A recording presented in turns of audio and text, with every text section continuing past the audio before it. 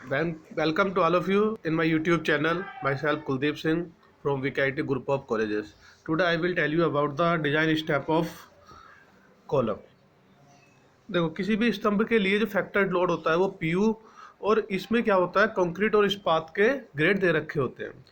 इसके लिए हम करते क्या हैं, सबसे पहले जो भी कॉलम है उसके लिए हम स्टील की मात्रा फाइंड आउट करते हैं, और स्टील की मात्रा जो है, जो भी ग्रोस एरिया होता है उसका हम 0.8 से 4% तक ले सकते हैं। या फिर जो ग्रोस एरिया है, अगर ग्रोस एरिया फाइंड आउट करना हो हमें, तो ग्रोस एरिया जो होता है AC प्लस ASC। AC क्या होता है, एरिया ऑफ कंक्रीट, और ASC क्या होता है, एरिया ऑफ स्टील। जैसे कॉलम है ये, तो ये तो इसका कॉलम, अगर इसकी लंबाई है 500 mm और चौड़ाई है इसकी 300 mm, तो इसका एरिया जो फाइंड आउट करेंगे 500 इंटू 300, ये तो आ जाएगा ग्रोस एरिया AG।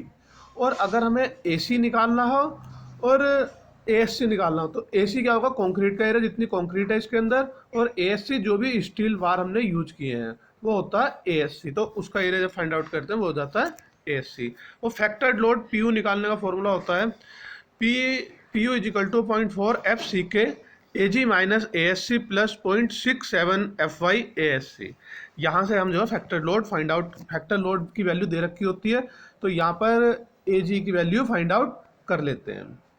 ये सारी वैल्यू पुट कर करके यहाँ से, क्योंकि FY भी हमें दे रखा होता है, FCK भी दे रखा होता है। जैसे M20, अगर कहीं उसने कहा M20, तो 20 क्या है, FCK की वैल्यू है, और FE 250, अगर FE 250 का, तो ये FY की वैल्यू हो जाती है 250।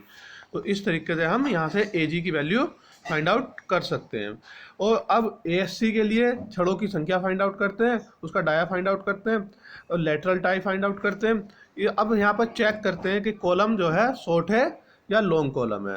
अगर हम लॉन्ग कॉलम की बात करते हैं, शॉर्ट कॉलम की, तो जो effective length divide by with smaller than 12 should be smaller than 12। अगर लॉन्ग कॉलम की बात करते हैं तो ये greater than and equal to 12 हो जाता है। यहाँ पर मिनिमम इसेंट्रिसिटी फाइंड आउट कर लेते हैं। इसेंट्रिसिटी फाइंड आउट करने का जो फॉर्मूला आता है L/500 plus D/30 should be greater than and equal to 20 mm, परंतु अधिकतम जो लेते हैं वो 20 mm ले लेते हैं। तो इस तरीके से हम कॉलम का डिजाइन करते हैं। यहाँ पर आइए एक न्यूमेरिकल देखते हैं। यहाँ पर एक न्यूमेरिकल दिया गया कि एक लघु प्रबलित कंक्रीट स्तंभ का खंड माप 200 mm इंटू 300 mm है, जिसमें 20 mm डाई की 4 छड़ों का प्रबलन दिया गया है, और ये 4 छड़ें जो है प्रत्येक कोने पर दी गई हैं। स्तंभ की चरम भार वहन क्षमता और सुरक्षित क्षमता ज्ञात करें। न्यूनतम उत्केंद्रता ई मिनिमम स्मॉलर देन 0.05 D मान लें। भार गुणक 1.5 लें। तो ये फाइंड आउट करना है। पहला दिया है इसमें, यदि M15 व FE 250 ग्रेड के पदार्थ डाले गए हों, और सेकंड दिया है जब M20 ग्रेड की कंक्रीट और FE 415 ग्रेड का टोर इस्पात प्रयोग किया गया हो। तो जो ए के लिए बात करते हैं, फर्स्ट के लिए यहाँ पर क्या दिया गया, M15 दिया गया है और FE 250 दिया गया। तो देखो FE 250, तो ये तो जाएगी FY की वैल्यू, और M15 दिया गया है तो ये हो जाएगी FCK की वैल्यू। FCK 15 न्यूटन पर mm स्क्वायर। यहाँ से लोड फाइंड आउट करते हैं, फैक्टर्ड लोड। तो फैक्टर्ड लोड फाइंड आउट करने का फॉर्मूला था 0.4 FCK ASC plus 0.67 FY ASC। यहाँ से सारी वैल्यू पुट करते हैं, सारी वैल्यू यहाँ पर पुट करते हैं, तो यहाँ से ये वैल्यू फाइंड आउट होकर आ जाती है 56.3 टन।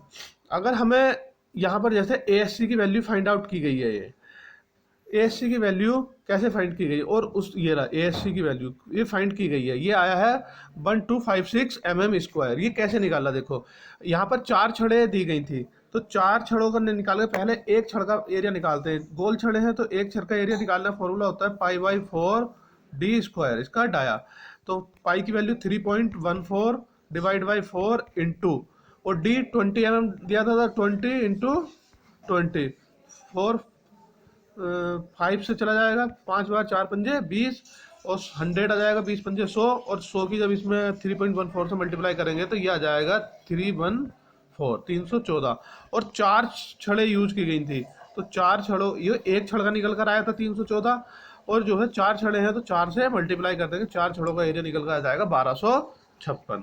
अब यहाँ से हम area of concrete find out करते हैं। स्टील का हमें पता चल गया, तो area of concrete find out करते हैं। टोटल जो ग्रोस एरिया था एजी, वो तो था ये, क्योंकि हमें 200 इंटू 300 साइज दे रखा था, तो 200 इंटू 300 माइनस 1256 जब मल्टीप्लाई कर देंगे तो ये निकल कर आ जाएगा 58744 mm² एरिया ऑफ कंक्रीट। यहाँ से लोड की वैल्यू पुट कर देते हैं, तो सारी वैल्यू पुट करते हैं तो ये निकल कर जाता है जो लोड है 56.3 टन। अब फैक्टर्ड लोड जो 1.5 लेते हुए स्तंभ पर सुरक्षित बाहर वहन क्षमता निकालते हैं कि कितना सेफ लोड को सेफ बियर कर सकता है, सेफ लोड बियर कर सकता है। तो जो भी फैक्टर्ड लोड था डिवाइड बाय 1.5, जो लोड आया था 56.3 डिवाइड बाय 1.5, तो ये आ जाएगा 37.53। ऐसे ही सेकंड पार्ट के लिए करते हैं, जब हमें M20 दे रखा हो और FE 415 दे रखा हो, तो FCK की वैल्यू तो जाएगी M20 और FY की वैल्यू हो जाएगी 415। ये वैल्यू यहाँ पर हमने ASC भी फाइंड आउट कर रखा था, AC फाइंड आउट कर रखा था, सारी वैल्यू हमने पुट कर दी, तो फैक्टर लोड निकल कर जाएगा 81.9 टन। और इस पर सेफ लोड फाइंड आउट करते हैं, तो जो भी लोड आया था डिवाइड बाई 1.5, तो 54.6 टन निकल कर आ जाता है। तो इस तरीके से हम न्यूमेरिकल को फाइंड आउट करते हैं। Thank you.